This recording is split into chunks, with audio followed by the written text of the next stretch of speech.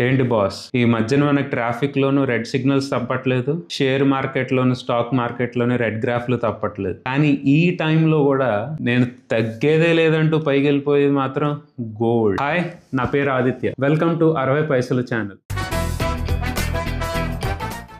ఈ రోజు తెలుసుకుందాం why gold prices are always increasing. చూడండి, ప్రతి మనిషికి సంపాదించడం, 4 రాళ్ళు వెనకేసుకోవాలని ఒక ఆకాంక్ష అనేది ఉంటుంది. ఈ క్రమంలో తను బిజినెస్ చేసుకోవటం, శాలరీస్ సంపాదించడం, యాక్టివ్గా ఉంటే ప్యాసివ్గా కానీ యాక్టివ్గా కానీ వేరియస్ ఇన్వెస్ట్మెంట్స్ కూడా ఆప్షన్స్ కూడా చూస్తూ ఉంటాడు. ప్రతి ఒక్కడికి మెయిన్ ఆబ్జెక్టివ్ ఏంటంటే ఎంత తక్కువ టైంలో ఎంత డబ్బులు ఇంటికి తీసుకెళ్ళిపోదామని. సో ఈ ఇన్వెస్ట్మెంట్ ఆప్షన్స్ చూస్తున్నప్పుడు there are lot of factors and variables that come into play. అవి ఏంటంటే రేట్ ఆఫ్ ఇంట్రెస్ట్ ఏంటి, టైం వాల్యూ అంతా, otherwise I should say time factor, inflation, government policies and regulation, సూక్ష్మ మరియు స్థూల అంశాలు. రే బాబ్జీగా నన్ను డిస్టర్బ్ చేయక, నేను చాలా కష్టపడి నేర్చుకున్నా. అంటే micro or macro economic factor. ఈ వేరియబుల్స్ అనేవి చాలా important and they basically determine how much money you're taking home. ఇవన్నీ వీటితో ఇవి మాట్లాడుకుంటూ వాటంతట అవే పనిచేస్తూ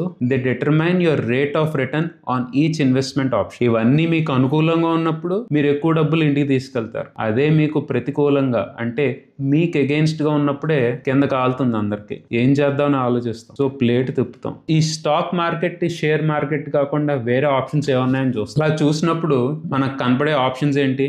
గోల్డ్, సిల్వర్, రియల్ ఎస్టేట్, ఈ మధ్య క్రిప్టోస్, ఇలా చాలా వస్తున్నాయి. బట్ ఇన్ ఆప్షన్స్ లోను అండర్లైన్ చేసుకోండి, which investment option is highly stable and widely recognised and immediately convertible into cash. నా ఉద్దేశం ఏంటంటే ప్రతి దేశం ఇమ్మీడియట్ గా యాక్సెప్ట్ చేసేది, ఎలాంటి టైంలో అయినా స్టేబుల్ గా ఉండేది, ఎంత ఈజీగా ఆ ఇన్వెస్ట్మెంట్ ని మీరు క్యాష్ కింద కన్వర్ట్ చేసుకోగలరు ఏంటో మీకు తెలుసా?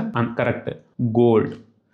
సో ఈ రోజుల్లో మనకు పక్కన వార్ జరుగుతోంది, ఇంకో పక్కన ట్రంప్ మామయ్య వచ్చి లేకపోతే తాతయ్య వచ్చి రోజు టారిఫ్ పెంచుతాను తగ్గిస్తాను అంటున్నారు. యూరోప్ ఏమో కొంచెం ఇన్ఫ్లేషన్ వచ్చి రిసెషన్ ఫియర్స్ అనేవి స్టార్ట్ అయ్యాయి. ఉన్న ఇన్వెస్ట్మెంట్ ఆప్షన్స్ అన్ని స్కేర్స్ అయినప్పుడు, otherwise I should say bad అయినప్పుడు, లేకపోతే నాట్ టు అట్రాక్టివ్ అయినప్పుడు they would immediately flock to gold. ఎంతమంది గోల్డ్ వెనకాల పడుతుంటే డిమాండ్ ఎందుకు పెరగదండి? ప్రైస్ ఎందుకు పెరగదు? ఏం చెప్పావురా? ఇందులో నీకేం అర్థమైందిరా? అర్థం కాకే ఏం చెప్పావురా అని అడిగాను. ఇలాంటి ఫైనాన్స్ ఇన్సైట్స్ కొంచెం ఇన్డెప్త్గా బట్ సింప్లిస్టిక్గా తెలుసుకోవాలనుకుంటే ఫాలో 60 పైసలు.